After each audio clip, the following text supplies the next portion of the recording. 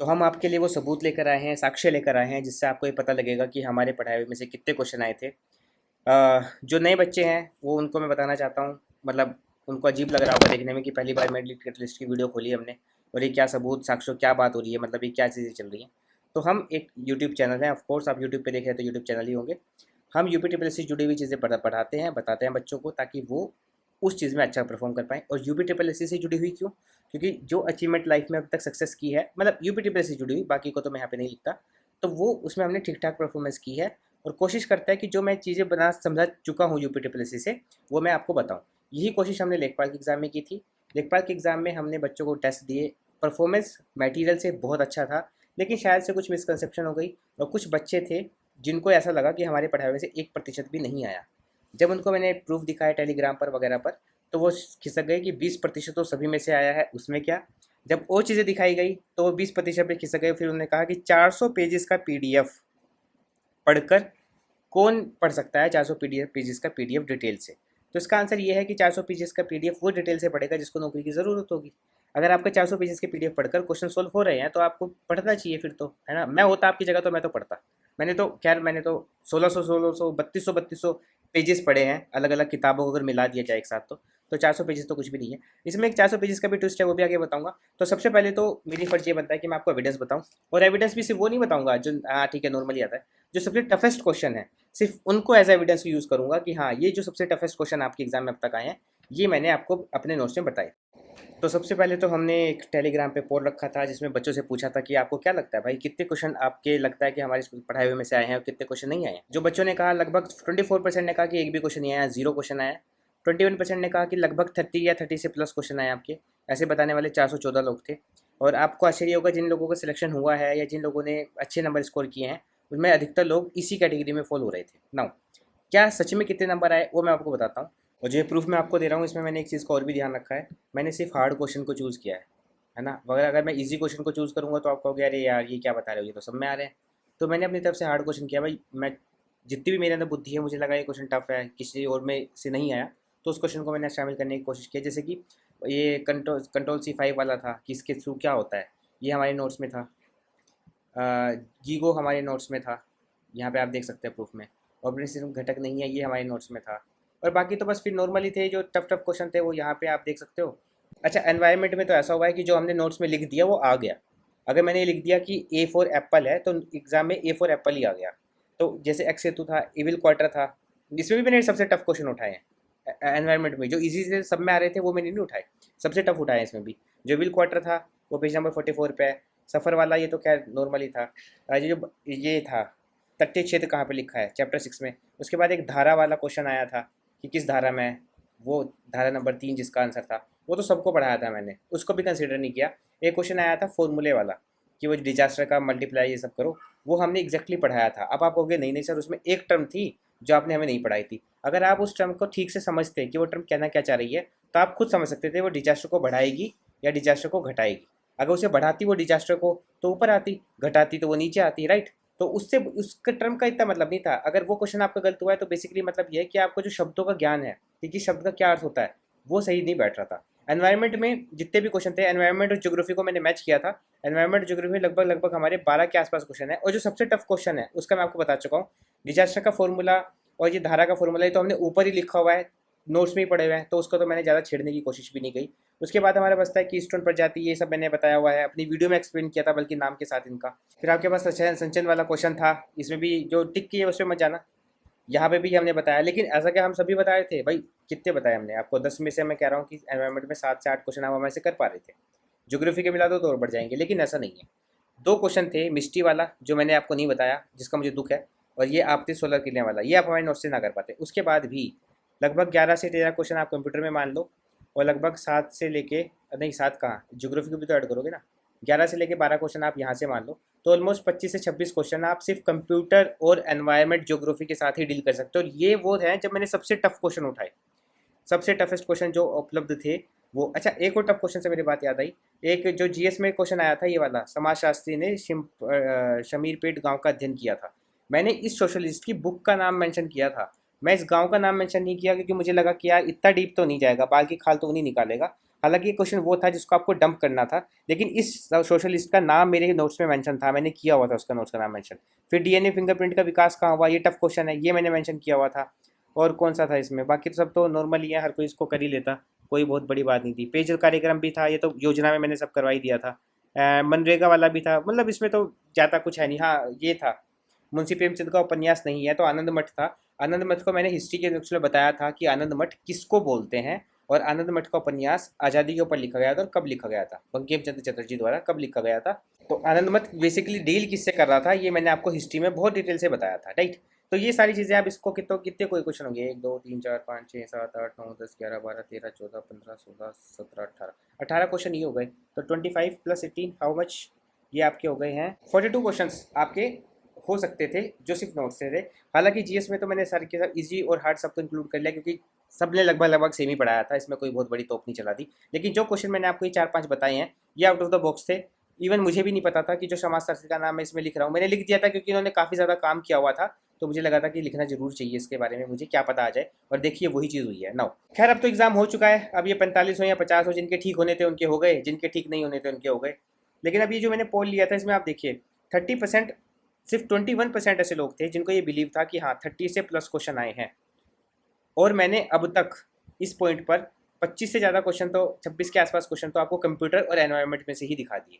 Computer और environment ने इतना आउट परफॉर्म किया है सभी को कि पर्सनली मुझे लगता था कि आउट परफॉर्म करेगा, लेकिन इतना ज़्यादा कर जाएगा उसकी उम्मीद नहीं थी। एंड अगेन मैं आपको बताता हूँ, कंप्यूटर और एनवायरनमेंट में चलो कंप्यूटर तो सभी पढ़ा रहे थे ना, एनवायरनमेंट ऐसा टॉपिक था जो बहुत ही लिमिटेड था, फर्स्ट टाइम इंट्रोड्यूस हुआ था, पता नहीं था कहाँ पे जाएगा। जो 3 क्वेश्चन या 2 क्वेश्चन गलत हुए हैं हमारे एनवायरनमेंट में, उसमें मुझे चीज़ें समझ में आई है कि हाँ वो और ज़्यादा क्या पूछना चाहता है, वो और ज़्यादा क्या चीज़ें इंट्रोड्यूस करना चाहता है। इसलिए मैं बार बार बोलता हूँ एनालिसिस, आपको एनालिसिस शब्द से नफरत है ना कि ये तो डिकोड डिकोड करते रहते हैं, इसलिए वो ज़रूरी होता है ताकि आप अगले पैटर्न को प्रिडिक्ट कर पाएँ। अब देखो क्या हुआ ना कि जिन लोगों ने अब आप कहोगे कि 45 पे आगे रुक गए, आप तो 10 नंबर हिंदी टेस्ट लिए थे, ज़बरदस्त लिए थे।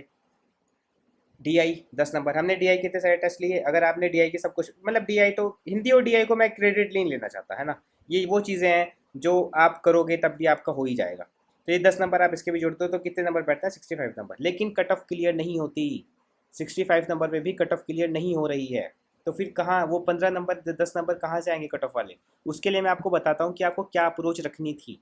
जो आपने 1000 का प्रहार सीरीज़ जिसलिए बनाई गई थी, और 1000 का प्रहार सीरीज़ जो आपका यूज़ करवा रही थी, 3 से 4 क्वेश्चन तो आप 1000 के प्रहार से एक्स्ट्रा ऐड कर सकते थे, बाकी तो ऐड होती 3 से 4 होते, लेकिन 1000 का प्रहार सिर्फ ये 3 से 4 क्वेश्चन का ऐड करने का काम नहीं था। 1000 के प्रहार का मेन काम क्या था कि वो आपको ये समझा पाए 1000 के प्रहार सीरीज़ में कि क्वेश्चंस को डील करना कैसे है। जब इतने सारे आप क्वेश्चन डील करोगे तो बहुत सारे क्वेश्चन होंगे जो आपको नहीं आते, जो क्वेश्चन आप नहीं कर सकते, और जो क्वेश्चन आप नहीं कर सकते और आपको नहीं आते उनको कैसे डील करना है जो आपके सॉल्यूशन में आ जाए, उसका तरीका बता। ये सब कुछ दिया हुआ है, इसको कह रहा है अरेंज कर दो। चुनाव चल रहे थे बंगाल में, हल्दिया कहाँ है बंगाल में, जोर जोर से बोल के बताया जा रहा था। विशाखापट्टनम कहाँ है, भाई बचपन से पढ़ते आ रहे हैं विशाखापट्टनम के बारे में। तो चेन्नई के बारे में बचपन, चेन्नई चलो विशाखापट्टनम किसी को नहीं पता, चेन्नई तो सबको पता ही होगा। तो सिंपल सी बात थी, इसको भी सोल्व किया जा सकता था। विशाखापट्टनम चेन्नई हल्दिया, पारादीप आपको नया लग सकता है बस, पारादीप तो काम का ही नहीं था, जो नया था वो काम का नहीं था, इसको भी सोल्व कर सकते थे आप। या देखो ये चीज़ें तब होंगी जब आप काफ़ी एक्सटेंसिव पढ़ोगे। मुझे बोल दो कि सर आपके पढ़ाया हुआ 1% नहीं आया, सच क्या है वो मैं आपको बता चुका हूँ। लेकिन मुझे बोलने के बाद क्या होगा, अगली बार आप एग्ज़ाम देने जाओगे तब भी यही प्रॉब्लम आएगी। उस प्रॉब्लम का सोल्यूशन कौन करके देगा आपको, उस प्रॉब्लम का साहित्य कौन बना के देगा, वो तो आपको खुद ही करना है ना। अगर आपने ये नहीं देख रहे कि मेरी नॉलेज में, देखो अगेन बोल रहा हूँ, फिर से रिपीट कर रहा हूँ, सोच रहे हो लिमिटेड पढ़ लूँ एग्ज़ाम से, होता पता क्या है, आप लोगों के एक साल में 12 पेपर होते हैं, 12 महीने होते हैं, 12 महीने में हर महीने में कोई ना कोई बड़ा पेपर होता है किसी न किसी एग्ज़ाम का। जो ग्रुप सी लेवल का एग्ज़ाम है, एसएससी का मिला लो, रेलवे का मिला लो, पुलिस का मिला लो, यूपीटीपीएससी मिला लो, कुछ भी एक महीने में एक पेपर होता होता है। आप सारे भरते हो, सारे नहीं भरते, कम से कम 6 तो भरते ही भरते हो। तो आपको हर पेपर को डील करने के लिए 2 महीने मिलते हैं। 2 महीने इस एग्ज़ाम की तैयारी करी, फेल हो गए, क्यों? क्योंकि ठीक से पढ़ा ही नहीं था। पढ़ा पढ़ा तो लग रहा था लेकिन याद नहीं था। अगली बार 2 महीने दूसरे एग्ज़ाम की तैयारी करी, उसमें भी फेल हो गए, क्यों? अगेन उसमें कॉन्सेप्ट यही था। ऐसे करते करते पूरा साल निकल गया, 4 एग्ज़ाम में फेल हो गए। तैयारी डिटेल से किसकी करी थी? किसी की भी नहीं। सिंपल बात है मेरे भाई, किसी भी एक एग्ज़ाम को पकड़ो जो आपसे अभी 4 से 5 या 6 महीने दूर हो। 6 महीने दूर हो तो ज़्यादा सही है।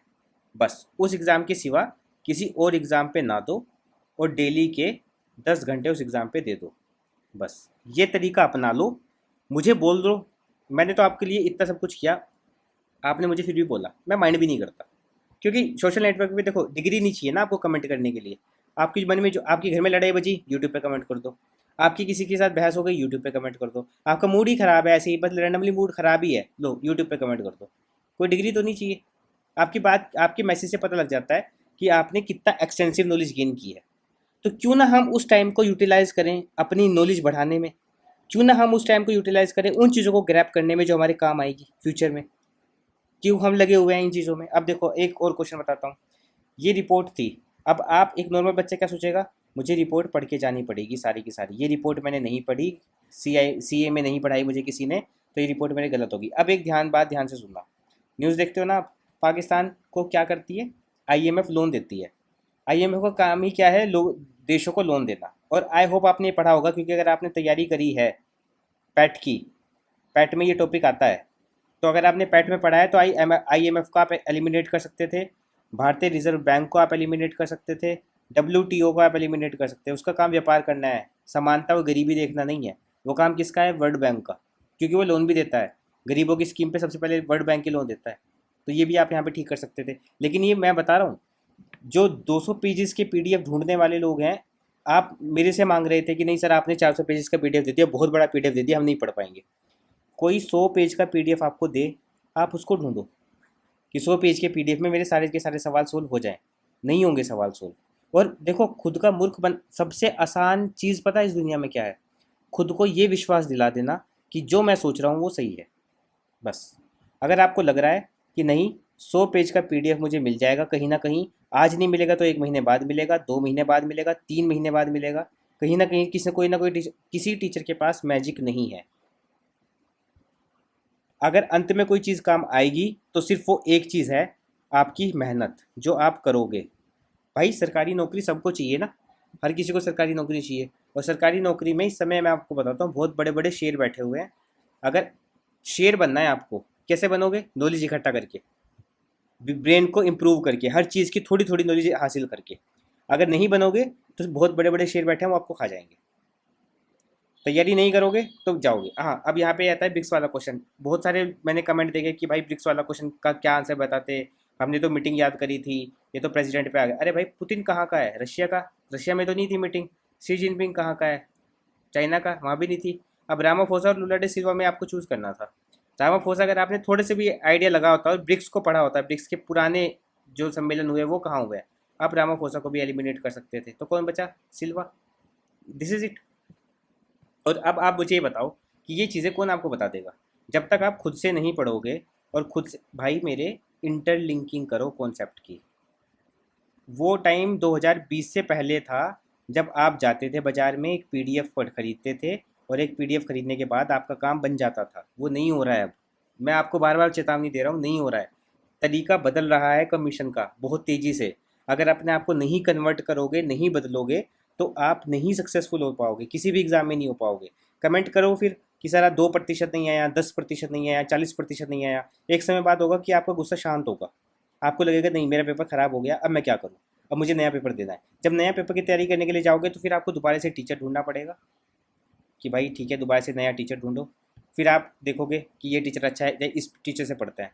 आप उम्मीद करोगे कि वो कुछ मैजिक की चीज़ बता दे, आपको 2-3 महीने के अंदर आपका पेपर क्लियर करा दे। जहाँ पे हार्ड वर्क करना होगा वो आपसे होगा नहीं, क्योंकि हार्ड वर्क के लिए समय नहीं है ना। आप ऐसा नहीं कि करना नहीं चाहते, आपके पास समय नहीं है। आपने एग्जाम ही वो चूज़ किया जो 2 से 3 महीने बाद आपके पास होने वाला है, कब हार्ड वर्क करोगे उसमें? अब ये वाली स्कीम ले लो, इस एग्जाम में तो समझ ही नहीं आया गलत कैसे हो गया क्वेश्चन सबका। देखो भाई, कोई स्कीम है, वो कह रहा है कि इसके पंजीकरण का पोर्टल बताओ। सबसे पहले तो कौशल भारत, स्किल इंडिया, ये तो प्रोग्राम है, ऐप थोड़ी ना है। स्किल इंडिया प्रोग्राम है, सबको पता है। ये किसको नहीं पता होगा? स्किल इंडिया प्रोग्राम सबको पता है। ई श्रम पोर्टल, ये मजदूरों के लिए पोर्टल है।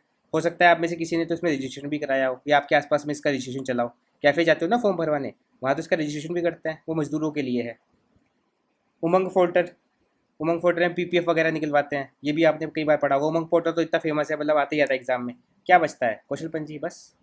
और ये कैसे होता, मतलब ये बताओ कि कैसे होता? ये तब होता जब आपने बहुत सारे क्वेश्चन सोल्व किए होते और आपको क्वेश्चन सोल्व करने का तरीका पता लग जाता, सोल्विंग मेथड क्या होता है क्वेश्चन का, ये आपको पता लगना चाहिए था। ये आपको पता लगा? ये आपने पता ही नहीं किया। कैसे पता नहीं किया और कैसे नहीं पता लगा आपको? मेहनत करोगे तभी तो कुछ होगा मेरे भाई। ऐसे कुछ नहीं, आप रैंडमली करते रहो यार, कुछ भी करते रहो आप, कोई फ़र्क नहीं पड़ता किसी को भी। ना कोई किसी को फ़र्क पड़ेगा, ना किसी से कुछ होगा। जब तक मेहनत नहीं करोगे, जब तक चीज़ें अपने आप पे नहीं डालोगे, नहीं कुछ होने वाला है। एक और बताता है रेपो दर। ये क्वेश्चन आया करता था यूपीएससी में, ये क्वेश्चन यूपीएससी पूछती थी। ये टफ लेवल का क्वेश्चन कंसीडर करते हैं इकोनॉमिक्स में। यूपीएससी ने इसको डंप कर दिया, बहुत ईजी हो गया है अब ये यूपीएससी के लिए। तो फिर इसको यूपीपीसीएस ने पूछना शुरू कर दिया। यूपीपीसीएस के लिए भी ये बहुत इजी हो गया है, तो यूपीपीसीएस भी लगभग इसे डंप करने वाली है। अगर यूपीपीसीएस को किसी को प्लस का 1 नंबर फ्री में देना होता है तो वो पूछता है कि यूपी ट्रिपल एस ने उठा लिया। अब डिफिकल्टी नहीं बढ़ रही है, अगर आपको लग रहा है अभी भी। अगेन हर क्वेश्चन के साथ मैं आपको समझा रहा हूँ कि ये वो क्वेश्चन है, ये जितने भी क्वेश्चन की मैंने आपको लिस्ट बताई, सारी की तो नहीं बता सकता क्योंकि मेरे पास समय की सीमित है, सारे की नहीं मैं बता पाऊंगा। लेकिन ये वो क्वेश्चन है, अगर आप नहीं करोगे, लिमिटेड क्वेश्चन की नॉलेज रखोगे तो सिलेक्शन नहीं होगा। इसी तरह ये मिस्ट्री प्रोग्राम, इसको भी आप एलिमिनेट कर सकते थे। Same goes with ISC emerging महीना। ये तो सबका पता नहीं गलत कैसे हो गया। देखो इमर्जिंग है, इमर्जिंग शब्द का मतलब क्या होता है? जो अपने आप उभर रहा है। बांग्लादेश उभर रहा है क्या क्रिकेट में? तो श्रीलंका उभर रहा है क्या? भारत उभर रहा है क्या? थाईलैंड ही तो बचता है, वही इसका राइट आंसर था। इसमें आपको सिर्फ बुंदेलखंड देखना था कि बुंदेलखंड कहाँ है, जहाँ से बुंदेलखंड में मैक्स करते क्वेश्चन सोल्व हो गया था। अब ये प्रोसेस था यार, आप इसमें भी नहीं कर पाए। मैंने आपको दिखाया कि 65 क्वेश्चन आप सोल्व कर सकते थे, उसमें से 10-15 नंबर का आप और पूछ ले सकते थे, और यहाँ पे ये सोल्व कर लेते क्वेश्चन को तो आपका काम बन जाता। लेकिन ये क्वेश्चन तब सोल्व होते जब आपने बहुत सारे क्वेश्चनों का प्रयास किया होता। ठीक है, अब मुझे आप कह लो कि एक भी क्वेश्चन नहीं आया, वो तो मैंने साबित कर दिया कि कितने क्वेश्चन नहीं आए थे। एक चीज़ और समझाना चाहता हूँ आपको लगता है मुझे गवर्नमेंट जॉब चाहिए, और मुझे जो गवर्नमेंट जॉब चाहिए वो लिमिटेड चीज़ों में चाहिए। मैं ज़्यादा मेहनत ना करूँ और बिना मेहनत करे कम चीज़ों में ये चीज़ें मैं हासिल कर लूँ। एक पोस्ट पे ना कम से कम 1000 बच्चों का कंपटीशन होता है। एक पोस्ट पे 1000 बच्चे। आपने, मानने की बात है, 2 पेज कम पढ़े, सिर्फ 2 पेज कम पढ़े आपने, और उन 2 पेजेस में से एक सवाल आ गया। लेकिन जो आपके बगल में बंदा बैठा हुआ था, आप उसे जानते नहीं हैं, आपने उसे देखा नहीं है, वो है कि आपके कंपटीशन में है। वो जहाँ पर भी है, जो भी मेहनत कर रहा है, वो आपके कंपटीशन में, वो ये नहीं देख रहा कि मुझे, आपके जो भी नाम है आपका XYZ, कि मुझे XYZ से ज़्यादा पढ़ना है कम पढ़ना है। वो अपने आप को और पुश कर रहा है, और पुश कर रहा है, और ज़्यादा पुश कर रहा है। और अंत में क्या है? आपने तो 2 पेज कम पढ़े थे, आपने 1 साल मेहनत करी पूरी, डजेंट मैटर, लेकिन आपने वो 2 पेज कम पढ़े थे। और वो जो 2 पेज आपने कम पढ़े, उसमें आपका उस बंदे का 1 नंबर ज़्यादा आया, आपका कम आया। आप मेरिट के बिल्कुल एज पे थे, आप नीचे चले गए, 1 नंबर से वो सिलेक्शन ले गया।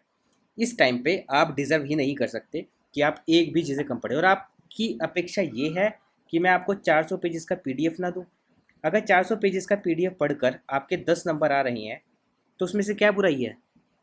क्या चीज़ गलत है? और वो 400 पेजेस का PDF भी पता आपको क्या लग रहा है? मैंने उसमें फ़ॉन्ट साइज़ इतना बड़ा इसलिए रखा ताकि आपकी आंखों को दिक्कत ना हो। अगर मैं फ़ॉन्ट साइज़ वो रखता जो नोट्स में और किताबों में मिलता है आपको मार्केट में, तो ये 250 पेजेस में सिमट जाता। और इसमें हिंदी इंग्लिश दोनों थे बाय द वे। ये 400 पेजेस का PDF में हिंदी और इंग्लिश दोनों थे, यानी आपको इसके आधे ही पढ़ने थे। तो इतनी मेहनत तो आपको करनी पड़ेगी। अगर आप इतनी मेहनत भी नहीं करना चाहते हैं, और आप मुझे, अब फिर आपने क्या कहा, एक और सवाल था कि भाई आपने तो AI से चीज़ें बनाई हैं, आप तो AI के फ़ैन हैं, आप AI के बिना चल नहीं सकते। मुझे, मैं बताऊँ आपको, आपको मेरी चीज़ें AI से बनी क्यों लग रही हैं? Let me show. तो ये कारण है जिसकी वजह से आपको मेरी चीज़ें AI से बनी हुई लगती हैं, क्योंकि मैं किताबों की तरह, या आपको ये नहीं बोलता कि जाओ वो किताब पढ़ लो, उस किताब में सोर्स होगा। मैंने अगर आपको UPGK के सोर्स दिए तो वो ओरिजिनल गजट ही उठा के दिया, उसमें से काम किया, क्योंकि अगर कोई क्वेश्चन गलत होता है तो उसका प्रूफ आपके पास रहे। मैंने हर वो चीज़ें खंगालने की कोशिश की जहाँ पे उत्तर प्रदेश का डेटा मिलता है। ये वेबसाइट है, उत्तर प्रदेश की ही है, यहाँ से आप वो डेटा सारा का सारा डाउनलोड कर सकते हो, जो जो भी आपको चाहिए। पूरा का पूरा क्वेश्चन पेपर इसी स्ट्रक्चर में से निकल के आया था मेरे भाई। ये मैं आपको कह रहा हूँ ना कि मैंने इतने अच्छे क्वेश्चन बना दिए, मैं ये वजह थी। AI नहीं था वो ये था, ये कंटेंट था वो, जिसको आप पढ़ोगे तो आपका काम बनेगा। आप कहोगे कि सर ये भाई यूओपी का बजट आर्थिक समीक्षा, यहाँ ये सब पढ़ा है हमने, ये सब पढ़ पढ़ के आपके लिए क्वेश्चन तैयार करे हैं। ये ओरिजिनल डॉक्यूमेंट है ना। अगर मैं यही कोई किताब छापे, किताब छापने के बाद मैं उसमें से छापूँ तो आपको लगेगा नहीं यार तो ओरिजिनल है। लेकिन ये मेरा एफर्ट ये आपको यही लगा क्योंकि मैंने ओरिजिनल डॉक्यूमेंट उठाए, आपको एग्जैक्टली ऑथेंटिक चीज़ देने की कोशिश करी, ये आई था इसलिए। तो कहना तो मुझे आपसे बहुत सारी और भी चीज़ें थी, लेकिन टाइम परमिट नहीं कर रहा, बहुत लंबी वीडियो हो जाएगी। तो मैं आपसे इन शॉर्ट एक बात बोलता हूँ। देखो, पहली बात, मेरे पढ़ाए हुए से जितना क्वेश्चन आया है मैंने आपको बता दिया, कोई फ़र्क नहीं पड़ता। चाहे 0 क्वेश्चन आए हो, चाहे 70-80 क्वेश्चन, 90-100 क्वेश्चन आए हो, कोई फ़र्क नहीं पड़ता, एग्ज़ाम हो चुका है।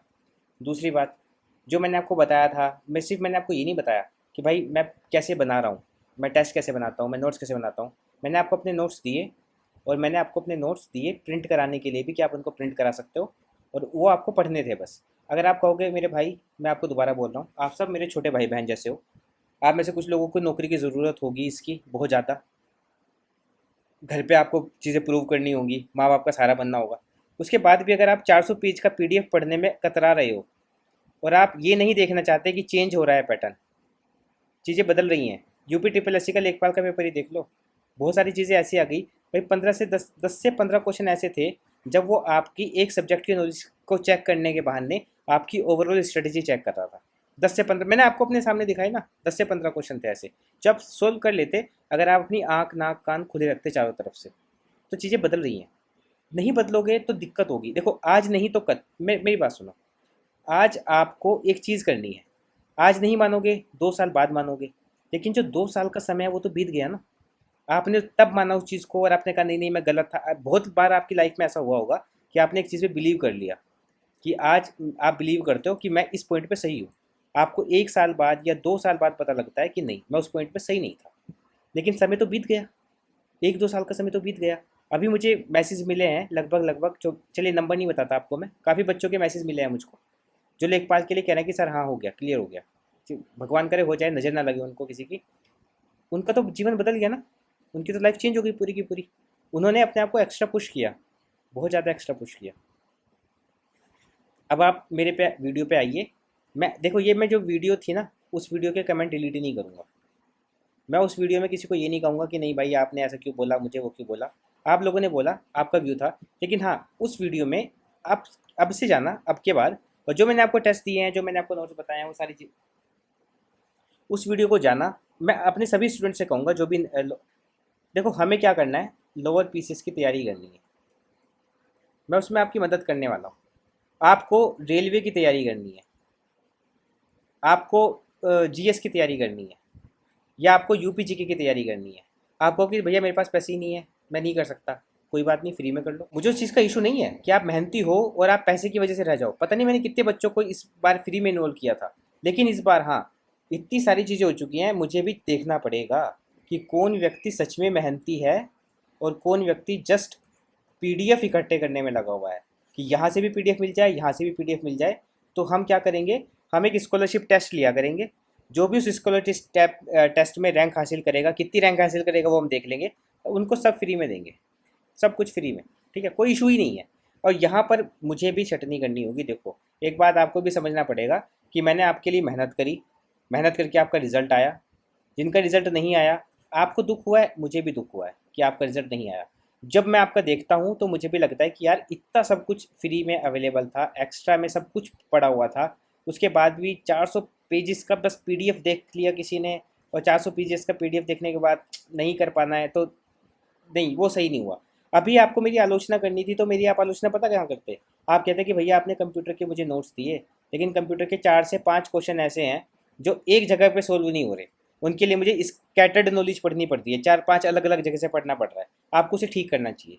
आप मुझे आलोचना मेरी करते कि भैया आपने यूपी जीके के नोट्स तो अच्छे दिए, लेकिन जो यूपी जीके के करंट अफेयर है वहाँ पे आपने थोड़ी कंजूसी बरती, वहाँ पे आपको थोड़ा मुझे और एक्सटेंसिव देना चाहिए था। मैं अपनी गलती मानता कि हाँ यार ये तो मुझे करना चाहिए था, ये पॉइंट नहीं मैंने किया। और उसके बाद जब हमने ये चीज़ें छोड़ दी, तब जाके हमने इतने अच्छे नंबर को अटेन किया है।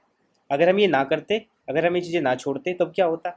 तब हम बड़े आगे होते, तब इस प्रोसेस से भी आगे होते, राइट। अब ठीक है, अब आप कह दो कि भाई, मैं कहता हूँ कि मेरे पढ़ाई में से 0 क्वेश्चन आए हैं, ठीक है। अगर ये कहते हुए भी मैं एक्सेप्ट कर लेता हूँ, उसके बाद भी अगर आप लोग मेहनत ही नहीं करना चाहते, तो प्लीज़ मेहनत कर लो। मुझसे मत पढ़ो भाई, मुझे नॉलेज नहीं है। आप किससे पढ़ो? आप उस व्यक्ति से पढ़ो जिसमें आपको कंफर्टेबल महसूस करो, आप कि हाँ मैं तो बहुत कंफर्टेबल महसूस करता हूँ इस व्यक्ति से पढ़ने में, और इससे मैं पढ़ूंगा। क्या हो जाएगा आपका? आपको इवेंचुअली नौकरी लेनी है ना। ये कमेंट, ये यूट्यूब की वीडियो कुछ काम नहीं आएंगी। Eventually at the end of the day जब आपको पैसे की ज़रूरत पड़ेगी, तो आप वो आप ही होंगे जिसको अपनी जेब में से पैसे निकाल के देने होंगे, ठीक है। तो बस इतना ही बता सकता था मैंने बहुत बोल लिया, ये शायद सबसे लंबी वीडियो बना रहा हूँ मैं अधिकतर कोशिश करता हूँ 10-15 मिनट में निपट दूँ सब कुछ, लेकिन इतनी लंबी हो गई, अब क्या किया जा सकता है। तो ठीक है भाई, तो लेखपाल सीरीज़ के लिए अब तक जितनी भी हमने वीडियो बनाई थी उस श्रृंखला की ये आखिरी वीडियो थी। अब से लेखपाल श्रृंखला को ऑफ करते हैं, अब फोकस करते हैं दूसरी तरफ शिफ्ट, जहाँ पे हमें और चीज़ों को देखना है और चीज़ों को समझना है एंड और चीज़ों के ऊपर ध्यान लगाना है।